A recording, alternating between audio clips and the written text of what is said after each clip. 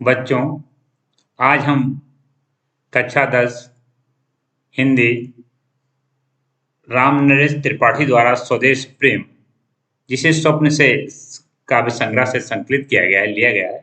स्वदेश प्रेम का आज हम अध्ययन करेंगे, इसकी व्याख्या करेंगे, एक एक मीनिंग आपको देंगे। तो अतुलनीय जिनके प्रताप का साक्षी है प्रत्यक्ष दिवाकर, घूम घूम कर देख चुका है जिनकी निर्मल कीर्ति निशाकर, देख चुके हैं जिनका वैभव ये नभ के अनंत तारागण, अगणित बार सुन चुका है नभ जिनकी विजय घोष रणगढ़। ध्यान दें, कब क्या है? अतुलनीय जिनके प्रताप का, किसके प्रताप का? भारत के प्रताप का। प्रताप क्या है? तेज, शौर्य, बलिदान, त्याग, ये सब हमारे प्रताप है। तो क्या अतुलनीय मीन्स होता है बेजोड़, जिसका कोई जोड़ ना हो, जिसे जिसका कोई जिसे तौला ना जा सके, जो अतुलनीय, जिसकी तुलना ना की जा सके। साक्षी है प्रत्यक्ष दिवाकर, तो साक्षी मीन्स होता है गवाह। ध्यान दें, गवाह। प्रत्यक्ष में दृष्टा, दिवाकर मीन्स होता है सूर्य। दिवाकर का अर्थ होता है, इस पर लगाएं, दिवाकर, दिवाकर का मीन्स होता है दिन करने वाला, दिवाकर अर्थात सूर्य।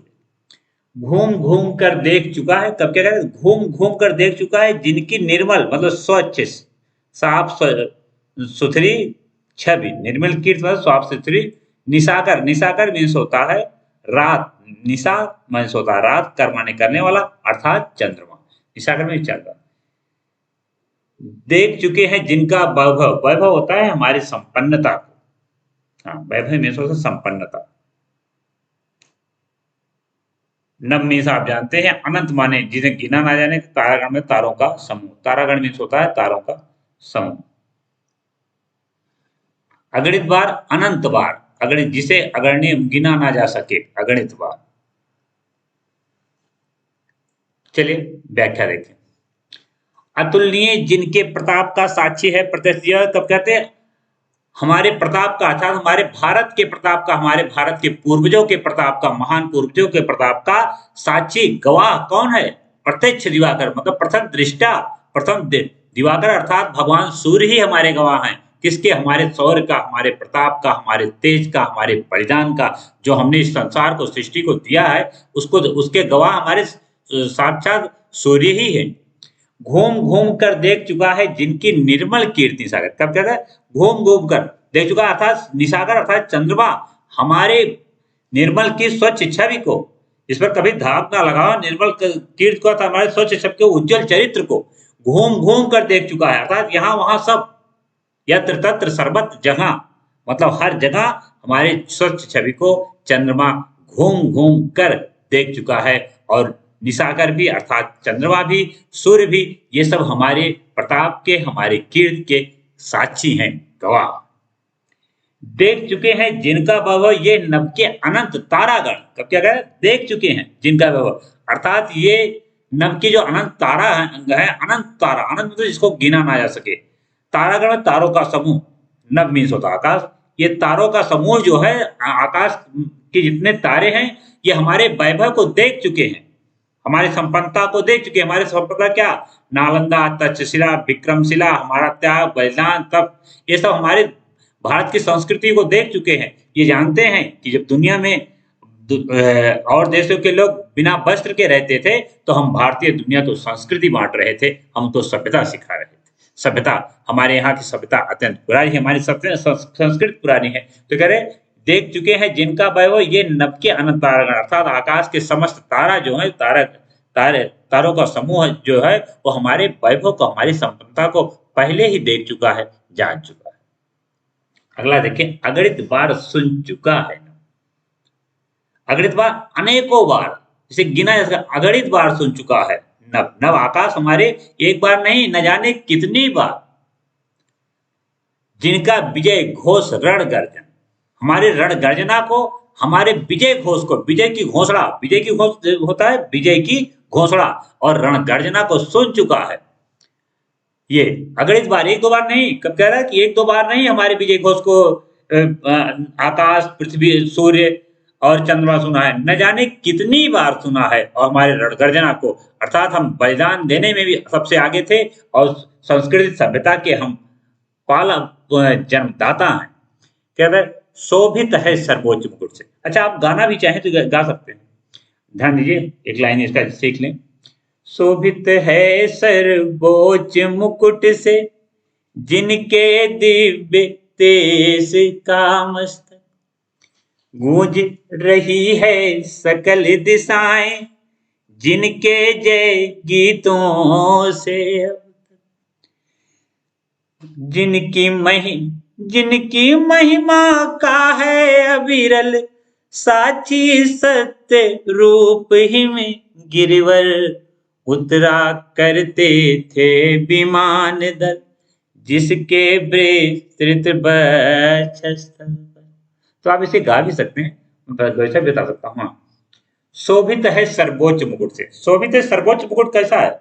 सबसे ऊंचा मुकुट क्या है? हम आप बचपन से पढ़ते हैं कि हमारा हिमालय हमारा सर्वोच्च मुकुट है। क्यों? बहुत ऊंचाई पर है। हमारा गिरिवर जो है, हमारा गिरिवर, हमारा रक्षक जो है उत्तर में, वो हमारा सर्वोच्च मुकुट है। जिनके दिव्य देश का मस्तक, हमारे दिव्य देश का मस्तक जो है वो हिमालय रूपी सर्वोच्च मुकुट से अत्यंत सुशोभित है। देखिए, हिमालय रूपी यहाँ लग रहा है। गूंज रही है सकल दिशाएं, जिनके जय गीतों से अब तक, गूंज रही हैं सकल दिशाएं, सारी दिशाएं, समस्त दिशाएं, सकल में सब, सकल में होता है सारी दिशाएं गूंज रही हैं। मतलब हमारे जय गीत जो हमारे सदियों से गूंज रहे हैं, चल रहे हैं, उनसे सारी दिशाएं गुंजमान है। सारी दिशाओं में आज भी हमारे जय गीत, हमारे कर्मों के गीत आज भी सारी दिशाओं में गूंज रहे हैं, या गाए जा रहे हैं। जिनकी महिमा का है अविरल साक्षी सत्य रूप हिम गिरवर। कब कह रहा है? जिनकी महिमा का अविरल मतलब निरंतर साक्षी कौन है? सत्य रूप, सत्य रूपी यही रूप है हिमगिर अर्थात हिमालय हमारी महिमा का निरंतर गान कर रहा है, महिमा का निरंतर वर्णन कर रहा का साक्षी है हिमालय हिमगिर, और हिमश्रेष्ठ हिमालय जो है हमारी महिमा का निरंतर साक्षी है। हिमगिर वर मतलब गौर मीन्स सेड, हिम मीन्स होता बर्फ, गिर मीन्स पर्वत। ये देखिए, अविरल मीन्स होता है निरंतर, निरंतर। साक्षी सत्य रूप, साक्षी मीन्स होता है गवाह। अगला देखें, उतरा करते थे विमान दल, जिसके विस्तृत वक्ष स्थल पर, वक्ष स्थल में तो सीना, उतरा करते थे विमान दल। कब क्या करे? कहां उतरा करते थे? हिमालय के ऊपर उतरा करते थे विमान दल, उतरा करते थे जिसके विस्तृत वक्ष स्थल पर, अर्थात हिमालय के वक्ष स्थल पर विमान, पुष्पक विमान और देवताओं के विमान इसके पूर्व भी उतरा करते थे हमारे ऊपर। अर्थात हमारी सभ्यता संस्कृति आज से नहीं विकसित है, ये बहुत पहले से विकसित है। हम उस देश के वासी हैं जो वहां के निग्रह गए जिन्होंने दुनिया को ज्ञान दिया है। हमारी सभ्यता अत्यंत पुरानी है। कब कहना क्या गाता है? आगे देखें, सागर निज छाती पर जीत गए। निज मतलब अपने खुद की छाती पर, सागर अपने निज माने खुद की छाती पर, अगणित माने अगणित, जिसे गिना ना जा सके, अनंत अनेकों बार। अगणित अणोपोत मीन्स होता है समुद्री जहाज, अणोपोत होता है समुद्री जहाज।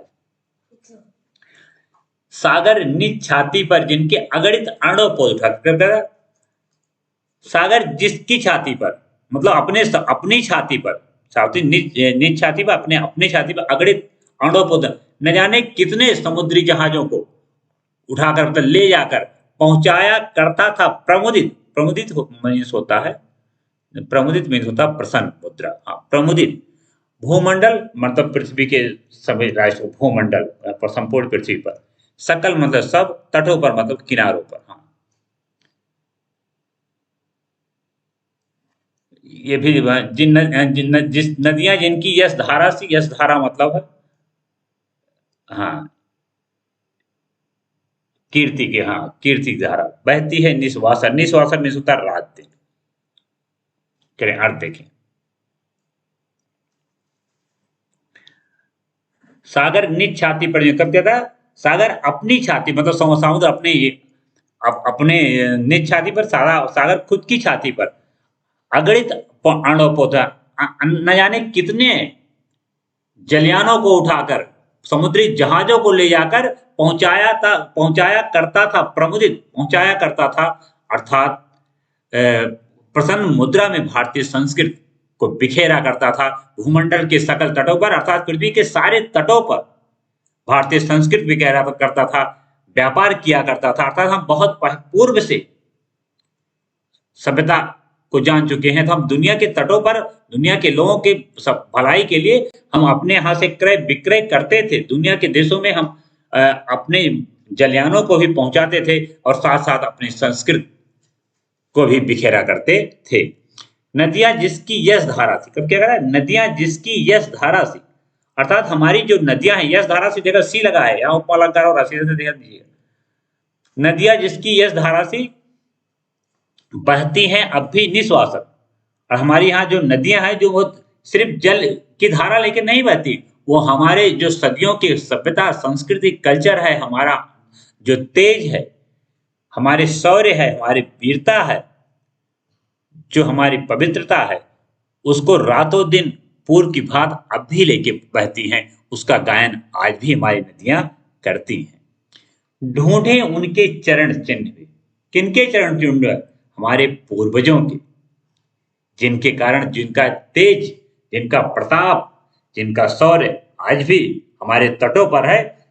कहते हैं उनके चरण चिन्ह भी पाओगे तुम उनके तट पर, उनकी सी तटों पर पाओगे, उनके चरण चिन्ह को आप उसी तट पर पाओगे जो हमारे देश के लिए शहीद हो गए, मर गए, जो हमारे इस देश की प्रताप को, वीरता को, सम्मान को बनाए रखे, अपने स्वाभिमान के आगे इस देश को झुकने नहीं दिया।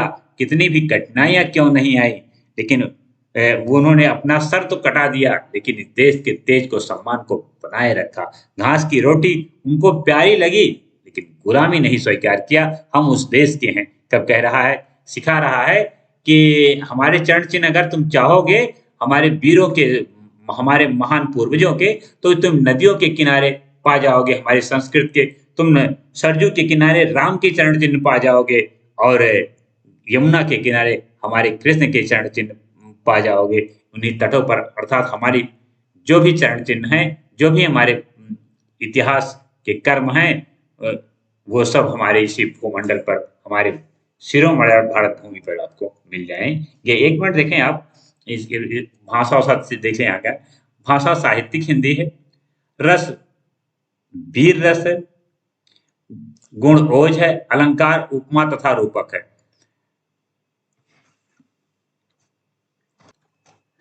हाँ चलिए अगले पद पर चले बेटा, इसको गा देते हैं। विषुवत रेखा का वासी जो जीता है नित हाँप हाँप कर, रखता है अनुराग अलौकिक या भी अपनी मातृभूमि।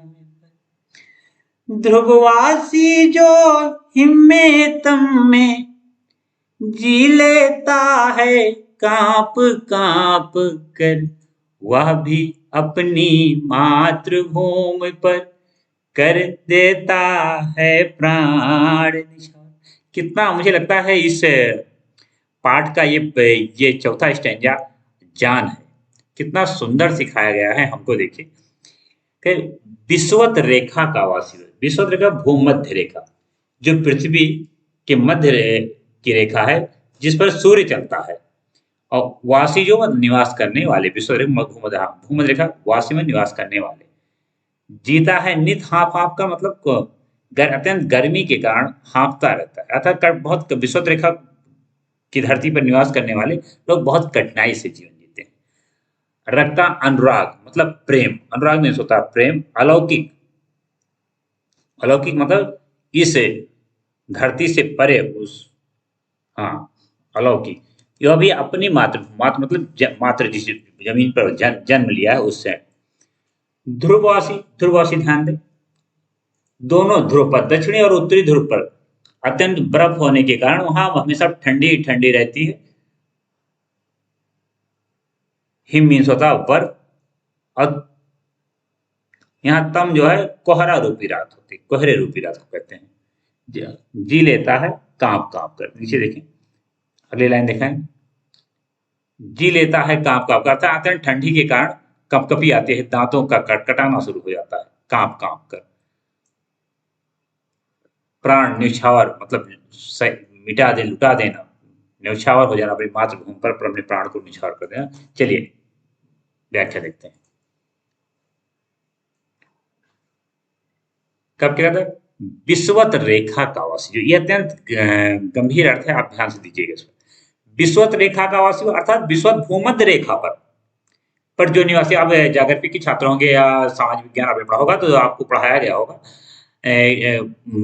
जब ग्लोब आपको दिखाया जाता है तो ऊपर उत्तरी ध्रुव होता है और नीचे जो होता है वो दक्षिणी ध्रुव है, और बीच से जो एक रेखा क्रॉस करती है मकर भूमध्य रेखा, तो वो जो है उसको, उस पर जो लोग निवास करते हैं, उसके इर्द गिर्द जो निवास करते हैं वहाँ अत्यंत गर्मी होती है और यहाँ जीवन अत्यंत कठिन होता है, बड़ी कठिनाई से जीवन जीते हैं लोग। तो ये कह रहा विश्वत रेखा का वासी, जो विश्वत रेखा पर के निवासी जो हैं, जो निवास करने वाले विश्वत रेखा के इर्द गिर्द निवास करने वाले, जीता है निज हाँफ हाँफ कर, मतलब अपना जीवन अत्यंत कठिनाइयों से जीते हैं, वहां उनका जीना अत्यंत कठिन होता है। वह रखता है अनुराग अलौकिक या भी अपनी मातृ, इतना कठिन होने के बाद भी वो अपनी उस मिट्टी से जिस पर उसका जन्म हुआ, उससे वो अलौकिक अनुराग, अत्यंत प्यार रखता है, बहुत प्यार करता है उस मिट्टी को। जहां उनको जीने के लिए इतनी कठिनाई होती है, वो ये नहीं कि वो अपने उतने गर्म ग्रीष्म प्रदेश को छोड़कर ठंडे प्रदेशों में चले जाए, नहीं, वो कहते हैं ये मेरी मातृभूमि है, ये मेरा है, मुझे उतना ही प्यार है, इसके लिए मैं जी सकता हूँ, मर सकता हूँ, ये मेरी मातृभूमि। अर्थात वहां जीवन, उनको जीवन की जिजीविषा उनको अपनी ताकत शक्ति से खींचनी पड़ती है, अपनी प्राण शक्ति से अपनी जीवन जीना पड़ता है। इतनी कठिनाई होने के बाद भी फिर भी वो अपने धरती से, अपनी मातृभूमि से अलौकिक प्रेम करते हैं। विश्वत रेखा का वासी जो जीता है, नहीं कब कहता है, विश्वत रेखा पर निवास करने वाले जो निवासी हैं, वहां के लोग हैं, वो जो अत्यंत कठिनाई से अर्थात निज हाँफ कांप कर, अत्यंत अपनी गर्मी के कारण हाँपते रहते हैं, हाँपते रहते हैं, फिर भी अपनी धरती से, अपनी मातृभूमि से अत्यंत अलौकिक प्रेम करते हैं। ध्रुववासी जो हिम में तब, देखिए कितना सुंदर है, एक जगह हाँफ हाँफ में, एक जगह कांप कांप कर, ध्यान ध्यान वाली। ध्रुववासी जो हिम में तब में, कभी ध्रुव में, दक्षिणी ध्रुव उत्तरी ध्रुव, जहां सब सिर्फ बर्फ बर्फ होती है, जहां के लोग कांप ठंडी के कारण, अत्यंत बर्फ के कारण कांपते रहते हैं, जिनके दांत आपस में कटकटाते रहते हैं, वह भी अपनी मातृभूमि से, मतलब यहां देख रहे थे आप कि विश्वत रेखा का वासी जो कांप कांप हाँफ हाँफ के जी रहा था, और यहाँ ध्रुव देश के वासी जो कांप कांप के जी रहे हैं। कितना कठिनाई है, एक तरफ अत्यंत गर्मी है, दूसरी तरफ अत्यंत ठंडी है, फिर भी कहा जा रहा है वह भी अपनी मातृभूमि से। कौन सा? ध्रुव देश के वासी भी, बर्फीली एरिया में निवास करने वाले भी, वह भी अपनी मातृभूमि पर, वह भी अपनी देखो यहाँ ध्रुववासी जो हिम में तम में, ध्रुववासी जो हिम में मतलब बर्फ में और तम में कोहरे भरी रात में जी लेता है कांप कांप कर, अर्थात यहाँ प्रकाश का पहुंचना काफी कम रहता है, कोहरा घना रहता है, ठंडी ठंडी रहती है, फिर भी किसी भी तरह से कांप कांप कर जी लेता है और अपनी मातृभूमि को छोड़कर वह अन्यत्र नहीं जाता है। सीखना क्या है हमको, आपको सीखना क्या है कि चाहे गर्मी प्रदेश वाले हों, चाहे साउथ अफ्रीका के लोग हों, चाहे अमेरिका के हों या ऑस्ट्रेलिया के हों, जो भी हो, जहां भी वो सब अपनी मातृभूमि के लिए अपने प्राण न्यौछावर करने के लिए हमेशा तत्पर रहते हैं। तो भारतीयों को दिया जा रहा है कि जब ये लोग कर सकते हैं तो तुम क्यों नहीं, कितना सुंदर अर्थ है। वह भी अपनी मातृ अर्थात ध्रुव देश के हो, वह भी अपनी मातृ कर देता है प्राण न्यौछावर, वो चाहे ऑस्ट्रेलिया के हों, चाहे साउथ अफ्रीका के हों, चाहे वेस्ट इंडीज के हों, ये भी अपनी मातृभूमि पर अपने प्राणों को निछावर कर देते हैं, चाहे इनके मातृभूमि इनको कितना भी कष्ट देती हो। किसी की मातृभूमि हमेशा में गर्मी ही गर्मी रहती है, उसकी वातावरण में गर्मी रहती है, तो काफी कठिनाई भरे जीवन जीते, दिन भर हाँफता रहता है, और किसी का बर्फ ही बर्फ है, ध्रुव देश के दोनों ध्रुव के वासी बर्फ ही बर्फ है, उसके बाद ये लोग क्या करते हैं, उसके बाद भी अपनी मातृभूमि को अत्यंत प्यार करते हैं, उसको उसके लिए प्राण देने के तैयार रहते हैं। तो हम भारतीयों को क्या सीखना, आगे बढ़े देखें। तुम तो है प्रियबंध स्वर्ग से, स्वर्ग से देखिए ध्यान दिए, यहाँ फिर उपमा अलंकार आ गया, स्वर्ग से आ गया। तुम तो है, तुम तो है प्रियबंध स्वर्ग से, हे प्रियबंध तुम तो स्वर्ग सी जमीन पर हो। अर्थात ध्रुव देश वाले, ध्रुव प्रदेश वाले जब जो है ठंडी में कांप के जी सकते हैं, और विषुवत रेखा वाले अत्यंत गर्मी में हाँप के जी सकते हैं। और तुम तो है प्रियवंत, हे भारत के वीरों, हे भारत के सपूतों, हे भारत माता के बेटों, तुम तो स्वर्ग सी जमीन में हो। अर्थात दुनिया की सबसे सुंदर जमीन पर तुम्हारा निवास है, सुखद सकल विभवों की आकर, जहां सारे वैभव, दुनिया के सारे सुख और सुविधाएं, सारी सुविधाएं और सारे वैभव आकर तुम वहां बसे हो, तुम्हारा निवास वहां है। धरा शिरोमणि मातृभूमि में, अर्थात इस धरती का जो शिरोमणि है, शिरोमणि मातृभूमि अर्थात ये भारत भूमि, अर्थात ये पृथ्वी का टुकड़ा, ये धरा शिरोमणि, इसको धरा शिरोमणि, भारत भूमि को हम धरा शिरोमणि दुनिया कहती है।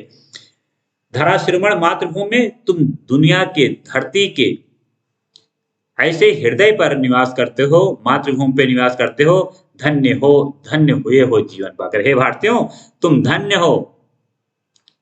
तुम्हें अपने आप पर गर्व करना चाहिए, क्योंकि तुम दुनिया के सबसे पवित्र स्थान पर, सबसे सुंदर जगह पर ऊपर वाले ने तुम्हें जन्म दिया है। यहाँ के जन्म पाकर तुम्हें अपनी मातृभूमि पर गर्व करना चाहिए और अपने आप पर गर्व करना चाहिए। तुम जिसका जल अन्न ग्रहण कर, कहते तुम जिसका जल, किसका? अपनी मातृभूमि का जल, आपके अपनी अपनी धरती का पानी, अन्न ग्रहण करते हो, इसका अन्न लेते हो, इसका पानी पीते हो, बड़े हुए लेकर रज जिसकी, रज मीन्स होता है धूल, याद रखें। हाँ, बड़े हुए लेकर रज जिसकी मिट्टी में तुम खेले हो, जिसकी मिट्टी में तुम लेटे हो, जिसकी मिट्टी की धूल तुम्हें महकती अमृत समान महसूस होती हो, इसमें खेले कूदे हो, बड़े हुए, तन रहते कैसे तज दोगे। तज मीन्स होता है त्यागना। तन रहते कैसे तज दोगे, कि तुम कैसे इसका त्याग कर दोगे। दुनिया कब कह रहा है कि तुम्हें तो दुनिया की शिरोमणि भूमि मिली है, दुनिया के आप हृदय रूपी जमीन को पाए हो, जो सबसे कीमती है, जहां सब कुछ तुम धन्य हो, जहां सारे सुख, सारे मौसम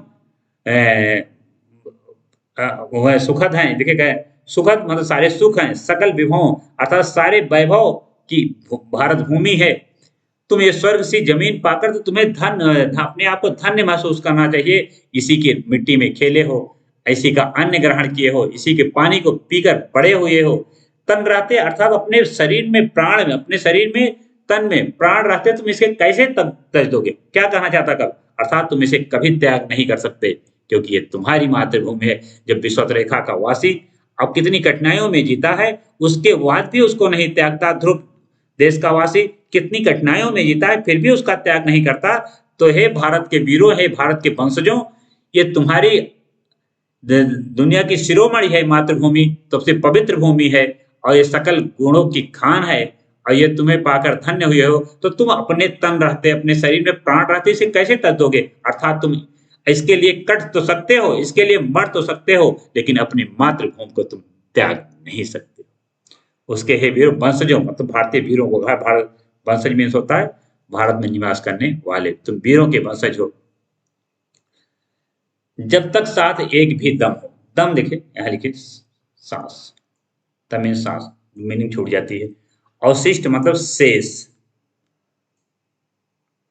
धड़कन में होता स्पंदन, जो हमारे सीना धड़कन थे। हाँ, रखो आत्म गौरव ऊंचे, हाँ रखो आत्म गौरव ऊंचा, आत्मसम्मान, पल के ऊंचा, एक बूंद भी रक्त शेष हो, एक बूंद भी रक्त मतलब खून शेष हो, अवशेष हो।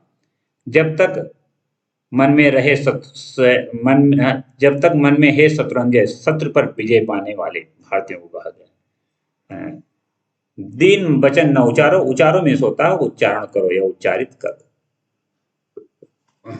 बस मानो नहीं मृत्यु का भय भी, चले मृत्यु मानो मरना चले। जब तक साथ एक ही दम हो, ठीक है, कह रहे हैं कि जब दुनिया के देश है जहाँ कठिनाई है वो लोग अपने देश में मातृभूमि ले रहे हैं, तो तुम कैसे, तुम तो त्याग ही नहीं सकते, तुम अपनी इस मिट्टी के लिए कट जाओगे, मर जाओगे, कुछ भी कर जाओगे, लेकिन अपनी मातृभूमि के लिए तुम एक इंच भी पीछे नहीं हटोगे। कह रहा, जब तक सांस एक भी दम, जब तक सांस एक भी दम, जब तक तुम्हारे शरीर में एक भी सांस का कतरा हो, एक भी सांस हो अवशिष्ट एक भी धड़कन, और तुम्हारे सीने में एक भी धड़कन अवशिष्ट मतलब स्पंदन बचा हो, अर्थात तुम्हारे सीने का अंतिम स्पंदन होने वाला हो, अर्थात तुम मरने वाले हो, उसके बाद भी देखो करो, रखो आत्म गौरव से। फिर भी अगर तुम अंतिम सांस ले रहे हो, अंतिम स्पंदन तुम्हारे शरीर में हो रहा है, फिर भी अपने आत्मगौरव को, अपने सम्मान को, अपने राष्ट्र के सम्मान को ऊंचा ही रखना, चाहे प्राण जाए तो जाए, लेकिन आन न जाने पाए, इस देश का मान न जाने पाए। पलके ऊंचा, सिर ऊंचा, अपने पलके ऊंची रखो, अपने आंखें ऊंचा, अपना सिर ऊंचा रखो, क्योंकि तुम भारत के वंशज हो, और ऊंचा मन रखो, अगर अपना मन बुलंद रखो, ऊंची सोच रखो। तुम हारने के लिए नहीं हो, तुम जीतने के लिए हो। तुम मृत्यु का प्रण तो कर सकते हो, लेकिन अपनी मातृभूमि के लिए तुम सर झुका नहीं सकते। इसलिए आत्मगौरव ऊंचा। हे मेरे भारतीयों, हे मेरे भारत के सपूतों, हे मेरे देश के वीरों, अपने पलकों को ऊंचा रखो, अपना सिर ऊंचा रखो, अपना मन ऊंचा रखो, और अपने देश का आत्मबल ऊंचा रखो। फिर देखें, एक बूंद भी रक्त शेष हो, कब कहता, अगर तुम्हारे बदन में एक भी रक्त अर्थात खून का एक भी बूंद, एक भी कतरा शेष हो, बचा हो तुम्हारे शरीर में, अर्थात चाहे सबके सब बह गए हो अंतिम बूंद तक, जब तक मन में हे शत्रुंजय, हे शत्रु पर विजय पाने वाले भारतीयों, हे भारत के वीरों, हे भारत के पुत्रों, अगर तुम्हारे शरीर में रक्त का, खून का एक भी कतरा शेष हो, 3 वचन मुख से न उचारो, तो अपने मुख से असहाय या उदास या दीनता वाले एक भी शब्दों का उच्चारण मत करना। मृत्यु मिले तो मिले, सर कटे तो कटे, शान न इसकी जाने पाए, चाहे प्राण भले ही जाए। अर्थात तुम दीन वचन के वंशज नहीं हो, तुम्हारे मुंह से दीन वचन नहीं निकलने चाहिए, चाहे खून का एक कतरा ही शेष क्यों ना हो। हे शत्रु पर विजय पाने वाले शत्रुंजय, हे भारतीय वीरों, तुम महान हो, अर्थात अपनी महानता को बनाए रखा। आद्य फिर लाके, मानो नहीं मृत्यु का भय, तुम किसी के डराने से डरो मत, तुम्हें मृत्यु का भय कुछ नहीं कर सकता, अर्थात मृत्यु से तुम डरो नहीं। अगर कोई तुम्हें डराता है तो डरो नहीं, निर्भय स्वागत करो मृत्यु का। अगर मृत्यु तुम्हारे सामने आ जाए तो उसका निर्भय होकर, निर्भय मतलब निर्भीक, बिना डर के, मीनिंग लगाओ, निर्भय देखो, हाँ, स्वागत करो मृत्यु का। मृत्यु एक विश्राम स्थल है, विश्राम मतलब आरामदायक जगह, अनंत में। हाँ, जीव जहां से फिर चलता है, धारण कर नवजीवन संबल, मतलब नया जीवन, नया रुझान, नवजीवन संबल, संबल मतलब पल। कातर मीन्स होता है दुखी, इसमें लगाए, सरिता मीन्स होती नदी, कातर में नूतन, हाँ, नूतन मीन्स होता है नया, काया रूपी मीन्स शरीर। अर्थ देखें, निर्भय स्वागत करो मृत्यु का, यहां तक फिर देखें, मानो नहीं मृत्यु का भय भी। हे भारतीयों, तुम मृत्यु का भय मत मानो, तुम डरो मत। अगर तुम्हें कोई डरा रहा तो तुम्हें डरने की कोई आवश्यकता है। निर्भय स्वागत करो मृत्यु का, निर्भय होकर, निडर होकर मृत्यु का स्वागत करो, आलिंगन करो, मित्र रूपी दुल्हन का आलिंगन करो। मृत्यु एक विश्राम स्थल है। राष्ट्र पे मरना ये नियत ही है कि मृत्यु तो होगी ही। जब मृत्यु होगी ही तो किस मृत्यु से हम क्यों डरे, इस मृत्यु से हम क्यों डरे, क्यों ना हम इसका निर्भय होकर स्वागत करें। प्रकृति का नियम है, जो जन्म लेता है वो मरता जरूर, तो जब मरता है तो उसके लिए क्या डरना। निर्भय स्वागत करो मृत्यु का, तुम निर्भय होकर इस मृत्यु का स्वागत करो, इस मृत्यु रूपी दुल्हन का आलिंगन करो। मृत्यु एक विश्राम स्थल है, मृत्यु एक ऐसा विश्राम स्थल है जहां पर जीवन भर की थकान पूर्णतः मिट जाएगी। जिसका आना तय है, उस विश्राम स्थल पर तुमको तुम्हारा जाना तय है, तो क्यों नहीं तुम उस विश्राम स्थल अनंत में लीन होने के लिए तैयार हो। तुम तैयार रहो हे भारतीयों, हे भारत के वीर पुत्रों, हे भारत के वीर सपूतों, तुम इस मृत्यु के लिए तैयार रहो। जीव जहां से फिर चलता है, कहता है मृत्यु की बात किस द्वारा करते हो? जीव जहां से फिर चलता है, अर्थात मृत्यु के बाद जीव नया जन्म लेता है, उसे नया जन्म मिलता है। ऐसे तुम्हें हे भारत के वीर सपूतों, तुमको भी नया जन्म मिलेगा। तुम भी फिर धारण करना जीवन संबल, फिर तुम नया जीवन, नया बल, नई ऊर्जा के साथ नया संबल धारण करोगे। मृत्यु एक सरिता है जिसमें, तब कह रहा है मृत्यु एक सरिता है, एक नदी है। कैसे? अनिवार्य नदी है जिसमें श्रम से कातर जीव नहाकर, श्रम से मतलब थका हुआ, कातर में दुखी जीव नहाकर, मतलब हमें मृत्यु रूपी नदी में तो नहाना ही है। दुनिया को जो पृथ्वी पर आया है सबको मरना ही है, क्योंकि मृत्यु एक सरिता है, मृत्यु एक सरिता रूपी नदी है। श्रम से कातर जीव नहाकर, जिसमें थका हुआ, श्रम से थका हुआ जीव नहाकर, दुखी जीव नहाकर मतलब अपना मृत्यु को प्राप्त कर फिर नूतन धारण करता है। फिर नूतन अर्थात नया तन, नूतन नया तन धारण करता है, नए तन में आता है काया रूपी वृक्ष पर, काया रूपी वस्त्र बनाकर। तो अपने काया रूपी वस्त्रों को, अपने काया पुराने अपने शरीर को त्याग कर नया वस्त्र धारण कर नया शरीर में वो इंसान फिर पृथ्वी पर आता है। तो हमें क्या कब कह रहा है कि तुम नए मृत्यु से मत डरो हे भारतीयों, तुम मृत्यु से डरने वाले नहीं हो, तुम राणा के वंशज हो, तुम वीर भगत सिंह की संतान हो, तुम मृत्यु से डरने वाले नहीं हो, अर्थात दुनिया को डराने वाले हो। कब कहना क्या चाह रहा है? कब यहाँ कहना जा रहा है कि तुम्हारे दीन वचन नहीं आने चाहिए, तुम्हारे मुख से कातर शब्द नहीं, दुखी शब्द नहीं आना चाहिए, लेकिन तुम अपने मुंह से ये सब शब्द उच्चारो। चलिए अगला स्टेज देखते हैं। सच्चा प्रेम वही है जिसकी तृप्ति आत्म बल पर हो निर्भर, त्याग बिना निष्प्राण प्रेम है, करो प्रेम पर प्राण निछावर। ध्यान दें, निष्प्राण करो निछावर। देश प्रेम वह पूर्ण क्षेत्र है। अमल, अमल में थोड़ा निर्मल, ध्यान दें इस पर, अमल नहीं। असीम माने बहुत, अत्यंत, बहुत ज्यादा। विलसित माने सुशोभित होता है, विलसित माने मनुष्यता, मानव, मानवीय गुण, मानवता की मानवीय गुण विकसित होती मतलब खिलती है, परिपूर्ण होती है। निष्प्राण आधार है, बिना प्राण के निष्प्राण। तृप्ति में होता है संतोष, आत्मबल, अपनी आत्मा का बलिदान करते आबादी। तो कह रहा है सच्चा प्रेम वही है जिसकी, सच्चा प्रेम कैसा है? जिसमें त्याग हो, बलिदान हो, कुछ लेने की इच्छा ना हो, सिर्फ देने की इच्छा। सच्चा प्रेम वही है जिसकी तृप्ति आत्म बल पर होने पर, जिसकी तृप्ति जो है, संतोष जिसपे आत्म बल पर हो, अपने आप को बलिदान कर देने पे हो, अपने देश के लिए मर मिटने के लिए हो, उसमें किसी प्रकार की चाहत ना हो, सिर्फ राष्ट्रीयता ही राष्ट्रीयता। सच्चा देशभक्त को तभी तृप्ति होती है जो अपने राष्ट्र पर बिना कुछ लिए अपने राष्ट्र पर बलि हो जाता है। सुभाष चंद्र बोस या सरदार भगत सिंह ने ये नहीं सोचा था कि हमें कुछ मिलेगा, उन्हें यही सोचा था हम रहें या ना रहें, ये देश रहना चाहिए। तो वैसे यहां पे कब कितना सुंदर लिख रहा है, सच्चा प्रेम वही है, देश का प्रेम वही सच्चा है जिसकी तृप्ति, अपने संतोष तब हो जो अपने आत्म बलिदान, अपने आप को इस देश पर बलिदान कर दे, अपने आप को इस देश पर शहीद कर दे। अगले लाइन देखें, त्याग बिना निष्प्राण प्रेम है। कोई भी प्रेम में अगर त्याग नहीं है तो उस प्रेम का कोई आधार नहीं, निष्प्राण है, प्राणहीन है।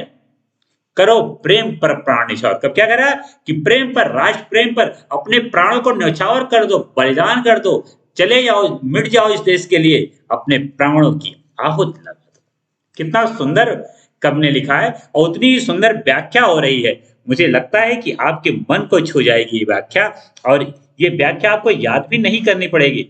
जिस तरह से पढ़ा जा रहा है, अगर आप बच्चे इस भाव पर आ जाएंगे तो ये व्याख्या उनमें राष्ट्रीयता जगा देगी, अपने देश पर मर मिटने के लिए उनको तृप्ति, संतोष ला देगी, अपने देश पर मर मिटने के लिए उनको जगा देगी। देश प्रेम वह पूर्ण क्षेत्र, कब कह रहा, देश प्रेम जो होता है वह पूर्ण क्षेत्र, कैसा पवित्र क्षेत्र है।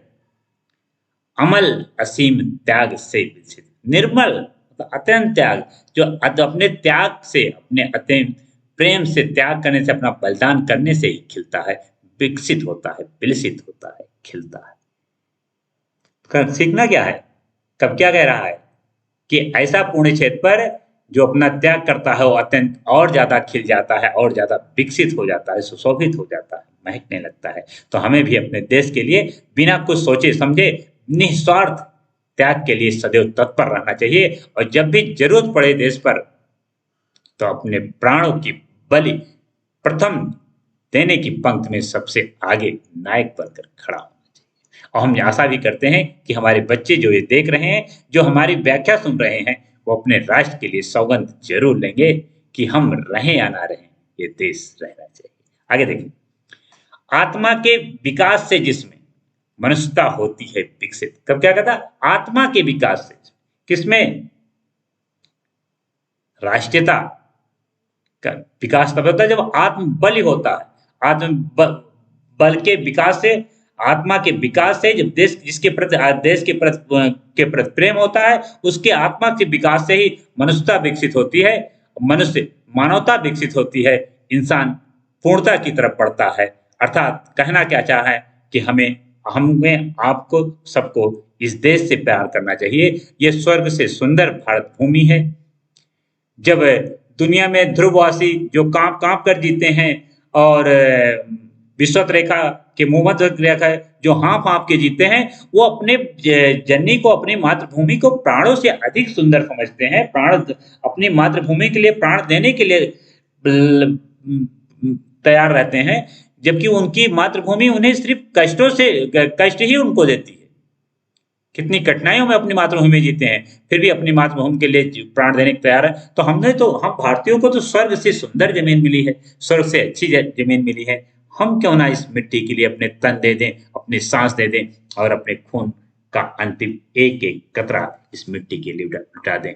इसी शब्दों के साथ मैं कर्ण सिंह विराम लेता हूं। अगले पार्ट में फिर मिलेंगे आपसे। तब तक के लिए हमें इजाजत दीजिए। जय हिंद, जय भारत।